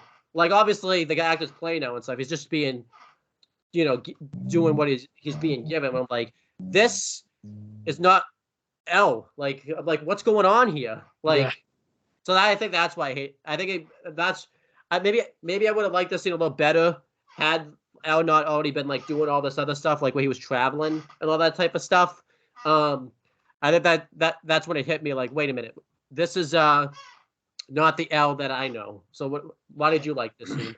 So I agree. Like, later on when we get to him, like, spoilers, jumping into a moving fucking plane, that's stupid. But for this scene, I like it because one, I said earlier, movie's been doing a good job showing Al like bonding with these two kids. Like him, they're both orphans. And now that his father figure Watari's gone, I like that he's like the adult in the room, because before around Chief Yagami the task force, he's like the kid, I guess. Yeah. And him having like just eating with them, riding bikes with them, it's a good way to like make me care about the kids. And then him bonding with them is nice. And I like the little girl just being like, "Hey, how come you slouch so much? You should like straighten your back." And it's a funny moment where he's like slowly straightening his back, and like you can hear like his back popping. Yeah. And the kids are like smiling, and then he like immediately starts slouching again, and they're like, "Oh, well, at least he tried." Yeah. The thing is, if he for the rest of the movie was like acting normal, like he had a straight back and he wasn't like doing all of his weird mannerisms, I would hate it. But because he only did it for like a split second to like make the kids smile, I liked it. He does do it again later, though. Well, yeah, but that's like when he's like saying goodbye to the boy. Yeah. So like because he only like straightened his back for like a second, and it was played as like a funny moment. So I think that's fine, though. We both have a points why we like it, why we don't like it. So right, again, I see why you don't like it, because it's like kind of taking away from what makes L special. I like it because it's showing him like get out of his comfort zone to like make these like kids happy. Yeah, that's both, and I think we both made fair points. Yeah, that's fine. Agree to disagree. It's a pretty small moment, but I personally like it. And then after this scene, this is what I think too, because then another stupid thing happens, which made me really mad. So they're winning, by the way. Like, this is like an obvious victory for L. There's no way these villains can catch them at this point. Right, like they're making the antidote, like they're set. Although it's revealed like the little girl, like she's like showing symptoms, so like the virus isn't dormant anymore. It's starting to like become like a threat. So, well, that's the only little threat though. Like the villain is not going to catch them at this point. Like, there's no way the villain can catch them. So, actually, since I just ranted, why don't we let you? Unless you like this scene, it could be. But why do you rant for a little bit? Okay, so the doctor and Elle are worried because the little girl is Maki. She's showing symptoms and like it's getting worse. So Maki decides to run away. Yep. And Elle chases after her, but he misses her. Which again was very. She's a kid and like she doesn't want to like endanger like Elle and the doctor. The boy's fine because the boy's immune. But boy's Neo too, so. Gosh, she's so stupid for doing this because the bad guys catch her like immediately. Yeah. Like she runs away and like 5 seconds later, it's like the bad guys snatch her. Well, so they call she calls the bad guys because she wants revenge on Dr. Kudrow for killing her father. Well, essentially, know, but, like it's like I don't know why she would do this, and like again, okay, so the reason they got away in the first place is because the bad guys didn't want to catch the virus. Like we'll just walk down the hallway with her in the headquarters. So I thought like, okay, we don't want to get near her because she has the virus, but now they do want her. Yeah. But like the virus is worse now. Yeah, and so again, just like everything to do with the villains is like awful in this movie. Yeah. But this was kind of a bad Mikey moment too, because right, yeah, it's stupid.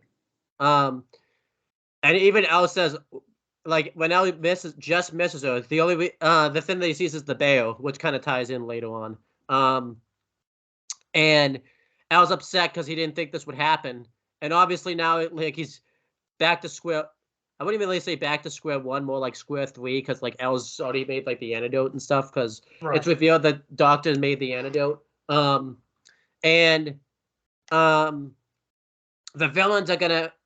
This is why it's not good to talk about this. They're gonna go on a plane with this girl. Pretty much what's gonna happen is Dr. Kudrow is gonna, because nobody knows that she's made this. I'm honestly surprised, Dr. Kudrow, by the way, because she's outed herself so much in this movie. She can just go on TV and be like, "Oh, hey guys, I made this virus, by the way. It's great, isn't that great?" Just because she's been doing it like 3 times, like 2 times in this movie. Like, but they're gonna go and obviously, so they have to go through like airport security. They're gonna have the villains are gonna pretend that Maki is like actually sick, like has like an injury or something, so that way they can avoid doing that. And they can just get right on the plane and stuff like that. So. Yeah, so they get on the plane, and the guy with the scar. They all think actually that like the antidote's been made, and that's why they're doing this. Right, so like they'll be fine. Like everyone else will die, but they'll take the antidote and they'll be fine. Yeah. But Dr. Cujo basically implies like they don't have the antidote. And the guy with the scar is like, "What the fuck?" And he starts to like grab her and like shake her. What happens actually, is he gets like injured, like he gets a cut or something, and obviously because he's bleeding and stuff, that's when like he kind of finds out there's no antidote, pretty much too. Like, and like Elle and the FBI agents trying to get to the plane, and again, this was a very un-Elle thing to do, where he jumps onto the plane and stuff like that. Well, before that, because that happens later. Okay, so so Scott the Scar dies. Like, and he's like, I have a bid for 10 million for this virus and the antidote. First of all, you could sell this virus for way more than 10 million. Like, I know 10 million's a lot. Yeah. But like for this like super deadly virus and the cure to the super deadly virus, like billions easily. Yeah. So anyway, this guy's a fucking moron. And then scammed. Yeah. And the doctor's like, "Oh, so that's what you care about?" So like earlier he implied like, "Oh, I care about the planet. I'm not just doing this for money." But now that he's like dying, he's like revealing like, "Yeah, I just care about the money." So it's supposed to make him like pathetic, and then he just like dies. Yeah. And this guy was meant to be like a big. Know what the point of him was. Like again, like this was setting him up as like the main villain. But then it's like, oh no, Dr. Cujo's the main villain. It's like, well, I mean, yeah, obviously. He's like the one that like dies. Like he should have. Like honestly, he dies easier than the freaking scientist dies. Like that's like what the hell? The scientist. Yeah, the shotgun is like still alive for a bit. Yeah. So we got the shotgun.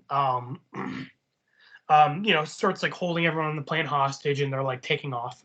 Yeah. And that's when at the FBI agent and Elle driving the fucking dessert car, ice cream truck, like right after the plane that's like taking off. Elle like quickly jumps out, runs up on the like the stairs to the plane. Yeah. And the plane starts taking off like while the stairs are connected, so it starts wobbling. So Elle like quickly does like a slow motion jump onto the plane and is like hanging off it as it's like taking off. Some of that budget had to go into this scene, by the way. There's no way you're gonna convince me otherwise. Like a good chunk of the budget went into here too.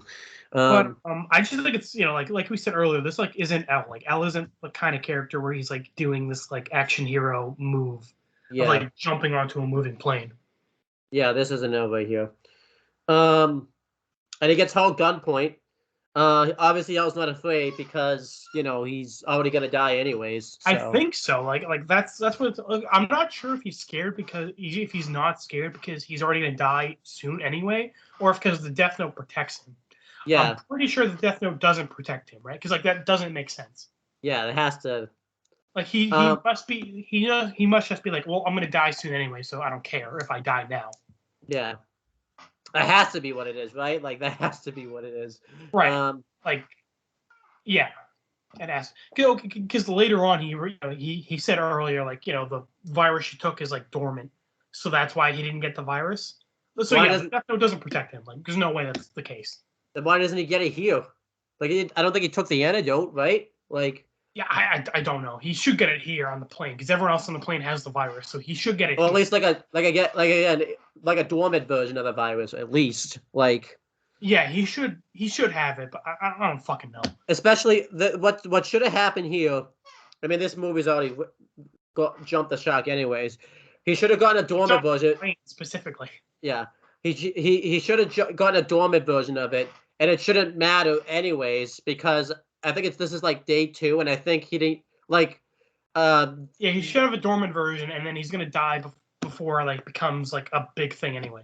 Yeah, so it's like that's really should have been. Yeah, this is like day 4 or 3 before he dies, so it shouldn't matter. Yeah. But yeah, so they get on the plane.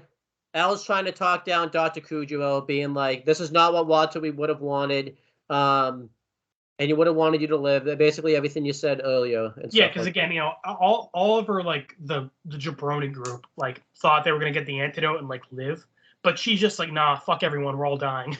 Yeah. Which is again weird. I don't know why she did that. Yeah. And I think that's the worst about this is like, what did you think Waterway was talking about when like you said like get rid of like I don't know what the hell did you think Waterway was talking about if you knew him so well? Like yeah, Watari was like, nah, man, fuck everyone. Like what? Watari wanted COVID to be a thing. I guess so. So eventually, what even makes her change? I think she starts getting the virus, and this kind of makes her change her mind. Yeah, she is. And then Al sticks her with the antidote. Yeah, and then he, you know, that's when he says like, Watari would want you to live. Yeah, and then he gives it to like one of the attendants, and they start giving everyone the antidote. Right, but like the pilot is like dying. Yep. And then you know the plane starts to like go off course. So Al, because he knows how to fly a plane, I guess. I mean, he's smart though, so. Yeah, but like just because he's good at math doesn't mean he knows how to fly a fucking plane. Yeah. And again, this is very unlike Al to like stop a plane. Like this shouldn't have, like this should have been like the FBI agent should have been on here or something. Like doing this. Like again, you know, don't get me wrong, Al's smart, but like he can't just do shit that he's never done before. Like I why would he know how to do that? And then so yeah, he like redirects the plane and like stops it. Like there actually is a pretty cool shot where like the plane like is up against some glass and the glass like slightly breaks. Yeah, that was cool. It's dumb, but like it's a cool shot. And then they just cut to the next scene where Elle takes the boy to the orphanage, right? That's no, you just skipped like a ton of stuff. What did I miss? See, it's a good thing you just watched the movie. Maki gets a scene where like, you know, because she's on the plane, obviously. She is like about to kill Dr. Kujo. Yeah. But Al's like, is this really what you want to do? Like he's like, this won't bring your dad back and this won't make you feel better.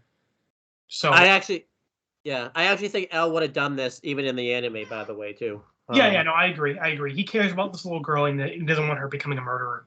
Yeah. It's a good little arc, you know. This whole movie, she wanted revenge on her for killing her dad. Yeah. So her like, you know, bonding with Al and Al like talking her out of it is a good moment. Yeah, that was good. You know, everyone gets off the plane safely. Maki is like taken to the hospital. And then there's a great moment with the FBI agent Sugura. Yeah, I'm mispronouncing his name. I know I am, but you know, I like his character. He's fun. Yeah, he's like, good. He's basically the Matsuda of this movie. Watch the next movie because I think there's another movie after this. Will be dedicated to shitting on him next time too. So yeah. But and then there's a thing where he's like, "I'm glad I got to work with you," and you know, Matsuda like not Matsuda. You know, Sugura like gives him like a smile, and it's a small moment, but I really like it. And then on the I think when she's in the hospital, the Maki, she I mean we also find out the name of the antidote. We kind of missed this. It's called like Maki because obviously named after the scientist's daughter and stuff like that. Yeah, so. I think that's sweet. You know, because she was, you know, they used her. They like. Well, they got the antidote from the boy, but you know, they got the virus from her. So like they, you know, the reason they got the antidote is because of her. Yeah. And then she wakes up in the hospital and Sugura is next to her bed.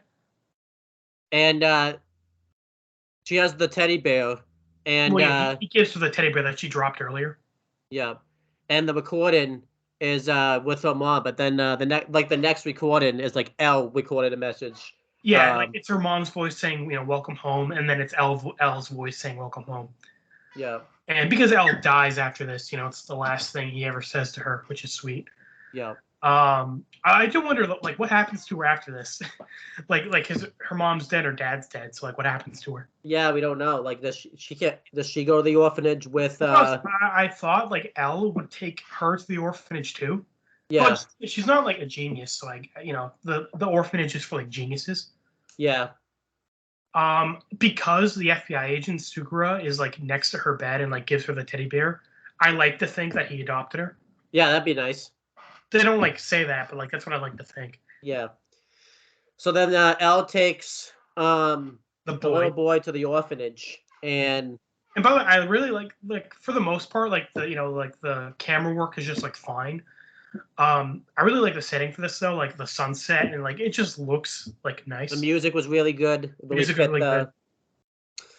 And this was meant to be a sweet scene where Elle, he puts it. I think it's implied. I don't know if it was here, but like, maybe Elle was at this orphanage or something too. That's why he it was. This is Whammy's house. This is the orphanage Watara used to run. So this is cool. So this is cool that he was here. Yeah. And Elle finally gives him a name, which we already talked about. The reason for the name was pretty cool. Where he talks about how anytime you're like close to death or something like that, or anytime a bad thing's gonna happen, we'll know that we'll come out of it looking good on the other side because you'll always be Neo, and that's how Neo like gets his name. Yeah, I like that. And so Nier sucks ass, and we hate him in the show and the manga. Yeah, I want to talk about this. Joke how like the reason he's like immune is because he's Nier and he read the script and plot armor. Yeah, so that's why we hated it. I'll tell you why I hated this scene. So I'm like, I remember we talked about Death Note, the last name. Like, we were like, yes, no Neo. We've escaped the wrath of Neo in this thing. Then we watch this movie, and when I see this little boy, I'm like, wait, why can't this little boy get the virus? I was ready at that time to come on here and complain about the fact that this little boy somehow is immune to the virus. And of course, it's like one of the last scenes in the movie. I think this is honestly like a troll on everyone that like hated Neo as a character. They had to give him. We found a way to get Neo. We just could not live without Neo in the Death Note universe, apparently. And I think keep in mind, I like this little boy, like the character. Like he's fine. Like he's he's not like harmful to the movie. Yeah. But like again, I hate Nier. So him even being mentioned once, I hate it. And I think they doubly screwed us because we can't really hate on him because he's a little boy now. So it's like, God damn it. So it's like they're making us really look like assholes. But consider the fact that I just was an asshole and like a racist early in the movie. I don't really think there's anywhere else I can go. Now you're racist and hate little kids. Apparently, well, that's the opposite. I'm not a racist, and I actually like little kids. This is gonna sound weird, but I like little kids more than yeah, you know what? I should just stop talking. yeah, you're not making yourself much better, dude. But anyhow, I hate Nier, but like because of the show, but like in isolation, it's fine. Like again, I don't. In this movie, the boy's like fine. Yeah, if I watched this movie probably without knowing the knowledge of Nier, I probably wouldn't have even said anything about it. Like, yeah, because this is like an adaptation of the show. Fuck Nier. Yeah.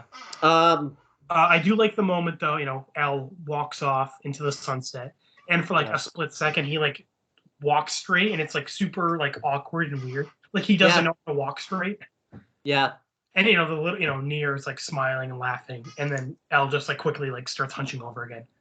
And then he does. You just saw it recently. You just saw it recently. He does like a narration. The thing we don't know actually, like, did this happen like before the scene with Chief Yagami and Elle? Like, because remember they have a last scene together in like Death Note 2, the last name. Did this happen before that, or did this happen? Well, we'll get to that. So, as Elle's walking away from Whammy's house for the last time, he only has like 2 days left to live, I think. His like narration is like, I want to keep living in this world, which is sad, because he only has 2 days left. Yeah. But it's also kind of like hopeful. It's like, he doesn't have much time left, but like he's happy to like keep living for what little time he does have. Yeah, and I think he said something like he's happy with like what he gave to the world, like during his last few days, living Yeah, and stuff and like it that. reminds me of this other book I really like, where like this couple like only has like 10 days left to live, but Yeah, like optimistic. Like it ends with them being like, "So, what do you want to do for the next 10 days?" yeah. Like it's like what like you don't have much time left, but like be happy with what time you do have, I guess. Um, there's a Um, movie that came out. I mean, it's not the same thing. Like a few years ago, where like two couples had like a disease. It's probably the same thing. Um, and I know it. You'll probably Cole Sprouse, the guy that plays Cody, I think, and oh Jack yeah, yeah. is in this movie, and they can't get close together. I've never seen the movie. I just saw like the trailer for it. I'm just gonna guess. I assume like they get close together in that movie, and like obviously they end up dying because they have the disease where like it's not COVID, but it's like if they get like a certain amount of um if they if they get like a certain amount of feet towards each other, like they'll I don't think they'll die instantly, obviously, but like they'll Yeah. like obviously die. Um, I assume at the end, like it's gonna be something like where maybe we can't get close to each other, but I'm gonna enjoy those. It kind of felt like that with L in this case. Yeah, so just point is, I like the message of it. Elle walks off into the sunset. I mean, it's a good message too if you're like for someone with cancer and stuff like that too. Yeah, exactly. It's just it's a good message. Yeah, The credits roll. No Red Hot Chili Peppers this time. And then there's like a tiny post-credit scene where we see Al back in his headquarters with a chocolate bar. yep, And then he gets out of the chair, and then like it's implied like that's when Chief Yagami walks in, and then we get the last scene from the last movie. yeah. Um, I like the So ending a lot actually. yeah, ending's good. Um, I guess all the jabronis died, That's good. except Dr. Cujo. I guess she's going to prison. She has to go to prison, yeah. Right. 'Cause Like yeah. unless it's like that the negotiator where like she gets to be a doctor because I remember that happens in the negotiator where like the mate like Samuel L. Jackson gets like his badge back and everything like that, even though he took a bunch of people hostage and stuff like Right. that. Right. Like it's like you were innocent of the first thing, but like you still like took a bunch of people hostage. Like you're still going to jail. Yeah. That could happen here. So Yeah. So yeah, Maki, is an orphan, but like, I like to believe in my head canon, Sugura adopted her. Neo is in the same orphanage Elle was in, and now he's with brilliant people and stuff. I imagine like what's gonna happen once he gets older, he'll like take Elle's position when he's Right. ready Like I for it. assume that's that's what's gonna And happen. maybe won't read the script in that version Yeah, anyways. maybe in this movie's universe he'll actually be a character. Probably not though. Oh, one can hope. One can hope. What else It's happens like in a this? universal constant. In every universe, Nier sucks. Yeah, I mean he sucked in the last thing we reviewed, so, and he wasn't even the worst thing in that last thing. Oh So, yeah. But um, yeah, movie's over. That's the end. For like the third movie in this trilogy, it's probably the weakest one. mm, Which sucks because it's an interesting premise because the last two movies adapted the show. This is like one of the first things that like did its own thing. yeah, this was So let's talk about this. Is really hard for me to review this because I don't like this movie, but I think it's got some good things in it. Like I like how it wraps up the Death Note plot. I like how the stuff with L, like the final scene's really good with L like walking off into the sunset, adopting Neo and stuff like that. Even though it's ruined a little bit, obviously, because Neo has He's found a Nier. way to get himself in the movie.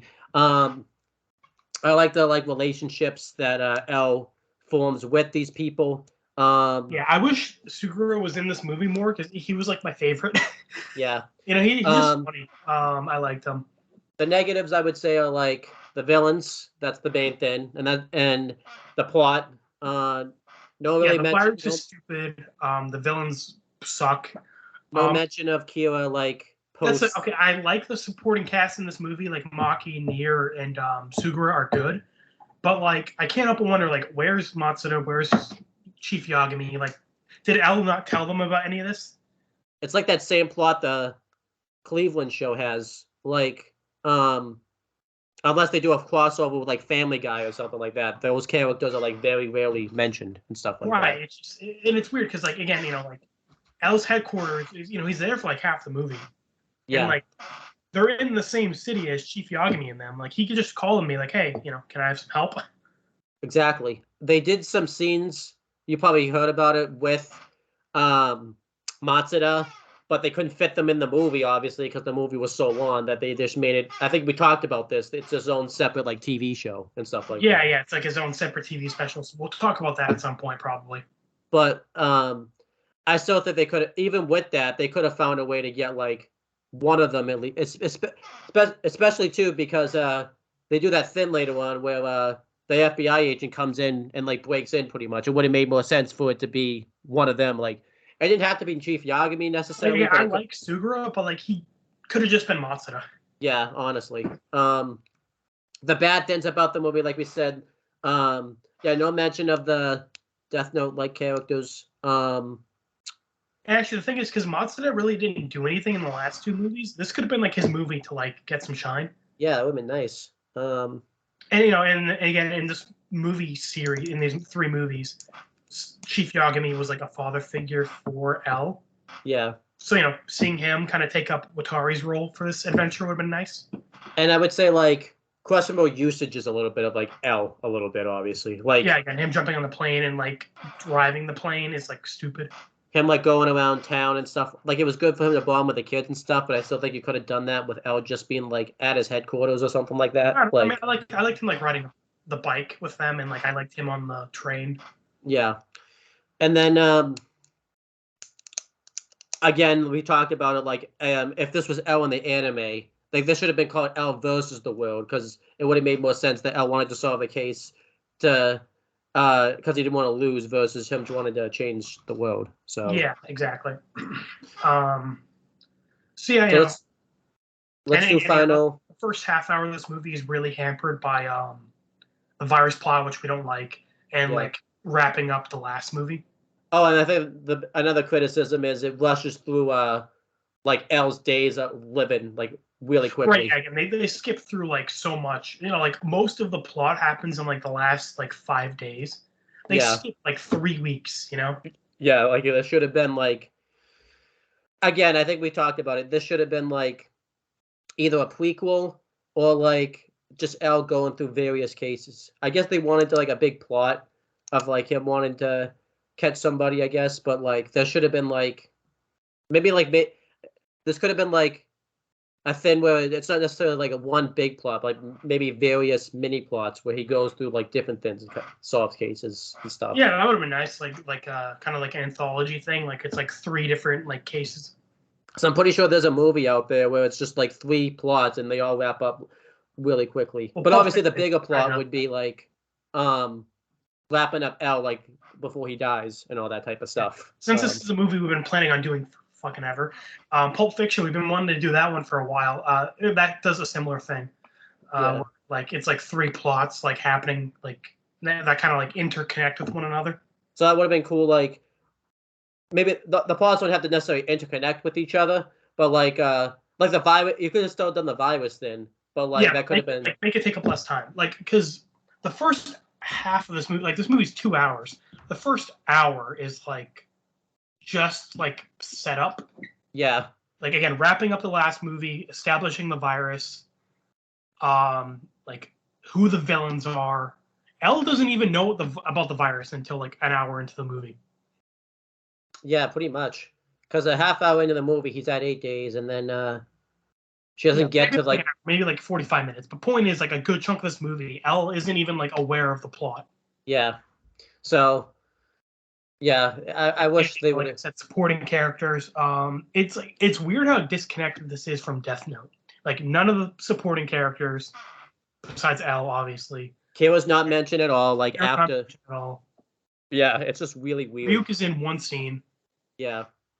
A lot of people. So this movie didn't get very good reviews. And a lot of people talk about for the reason is obviously because it's fan service.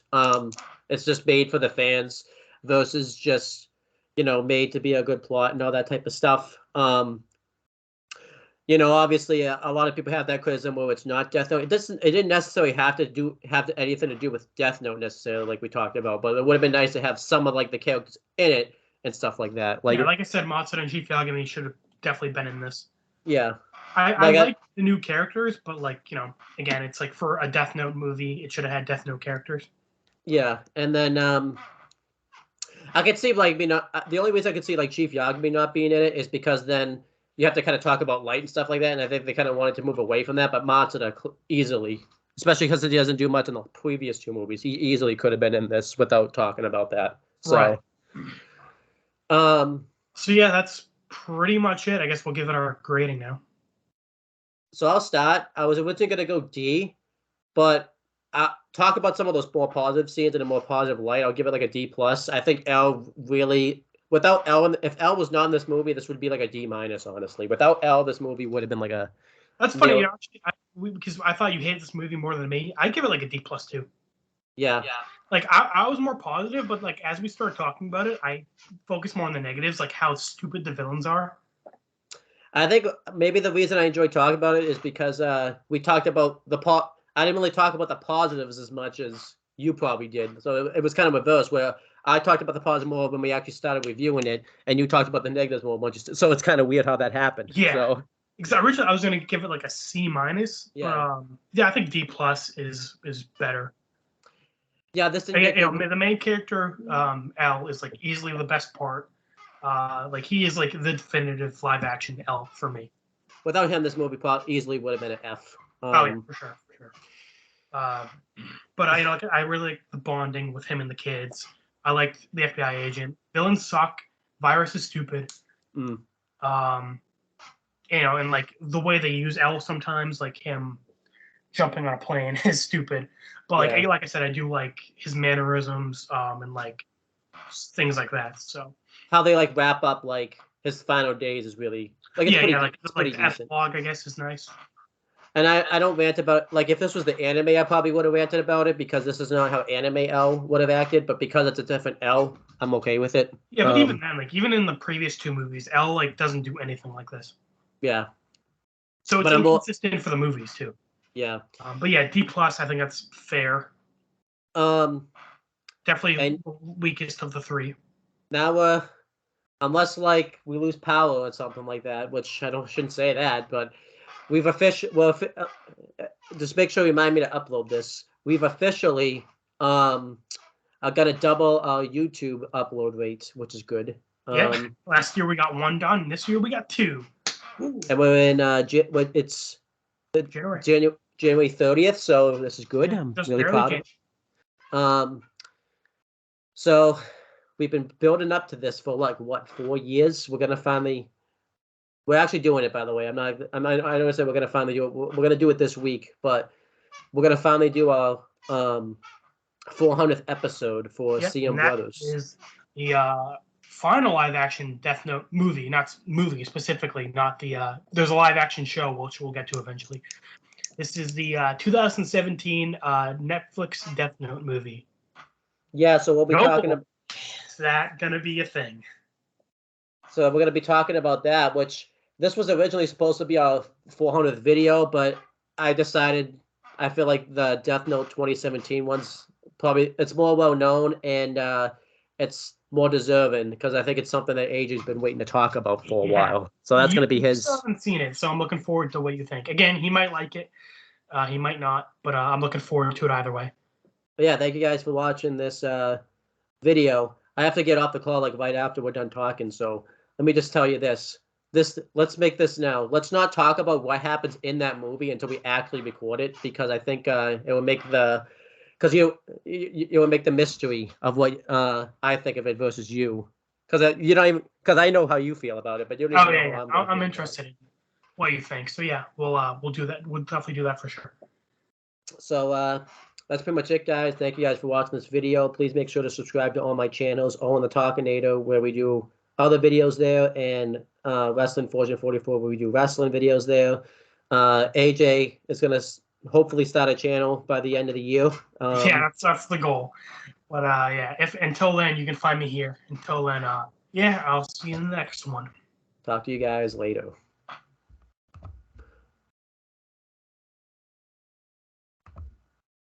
Did you end it? It's not stopping. Oh. This is great outros. Oh, I guess. We'll just cut out this last like 20 seconds, I guess. No, this is fine. Why wasn't it stopping? Oh well, no one really watches these anyway. Oh, yeah, but no. We've had people watch some of our stuff. This is not stopping. I'm not doing this video again either. Oh yeah, no, this was like 2 hours. Fuck that. It won't stop.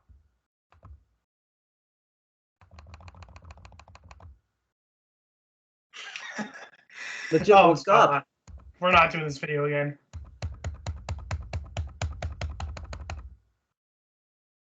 Shit. I can't. I don't know what to do. I mean, can you end the call without like the recording being lost? I don't know. Oh my god.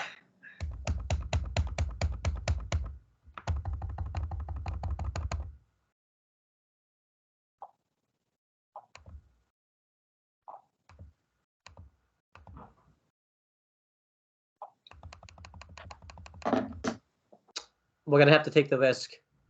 Oh god, please. I really don't want to do this.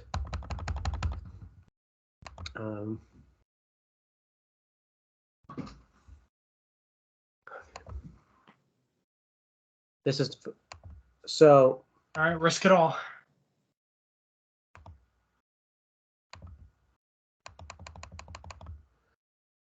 I'll call you back, I guess. I don't know. Yeah, sure.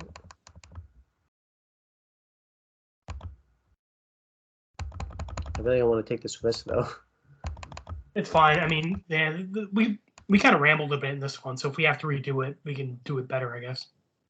I guess.